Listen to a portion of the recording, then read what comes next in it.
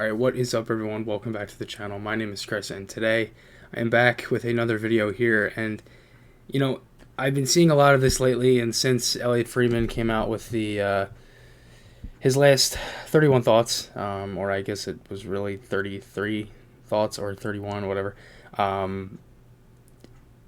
the whole thing with Jake Voracek, I figured I had to do a video on this because I know there's a lot of people out there that either think Jake should have been gone 2 years ago, don't like Jake because of two very silly things like him not shooting on the power play or him being quote-unquote lazy, and then there's also that group of people that just think that he should go for cap space when realistically you can get rid of many other guys if you want to do that instead of just getting rid of Jake.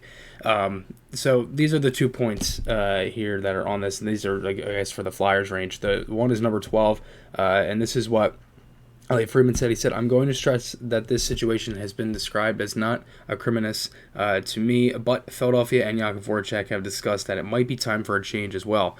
Voracek is expected to be left unprotected for the expansion draft and was told so." That was in parentheses where former Flyers coach Dave Haxtell would weigh in. Should that fail, Philly will look elsewhere.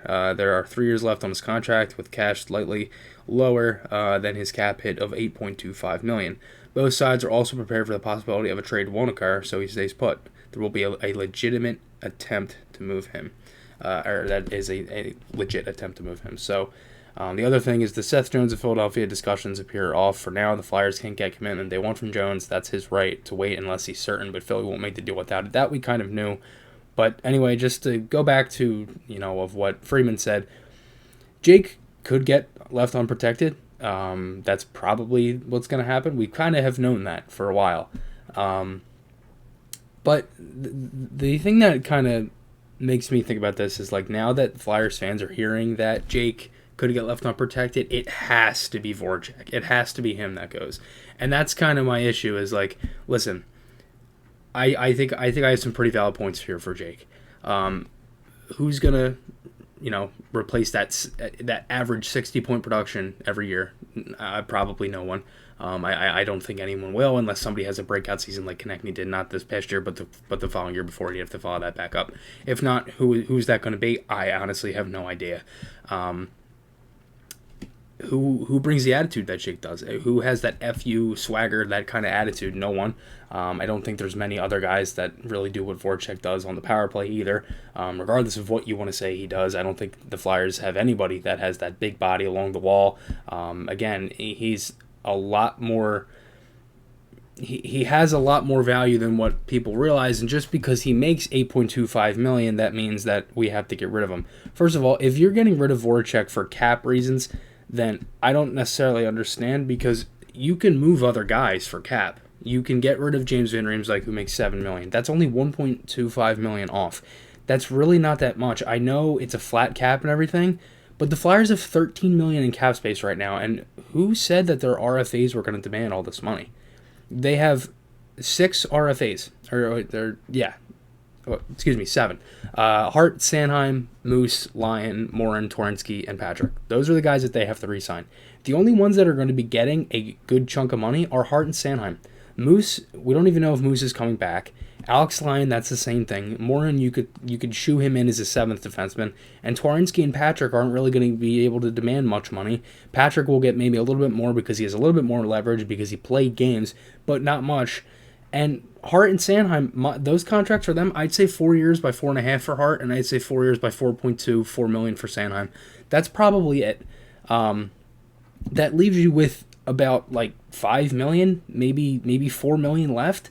And then if you're getting rid of JVR, that's already 11, right? And then say if you're getting rid of Gostisbehere, you get rid of Robert Hagg. You don't have to get rid of Voracek just because of cap reasons. So my thing is this: is if you're going to get rid of them, I don't necessarily think there's many guys out there that are going to either, if you bring them back, because you can still trade Voracek too. That's the thing. Again, nobody said he's going to go, but I think if he's left unprotected, I think Haxtell is going to say, we want that guy. Obviously, he's not going to be down to Haxtell because obviously money's a big thing in the expansion draft. But I mean, I think the Flyers, protected list is pretty self-explanatory. Obviously, G, Coots, Hayes, G and Hayes because of the no movement clause, Coots, TK, Lawton, Lindblom, Patrick, Provorov, Sanheim, Myers, and Hart. I mean, that's pretty much it. And that's, those are your 7 forwards, your 3D, and then your goaltender. If you could trade Voracek, I think JVR could go to Nashville. That's what's the one. I was talking about this with Jamie Basquiat this morning. He made a great point.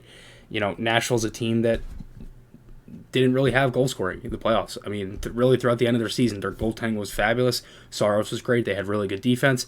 They were able to score goals. They got into the playoff spot, made that 4 seed, played Carolina, ended up losing a tough series there. So JVR could go to Nashville. I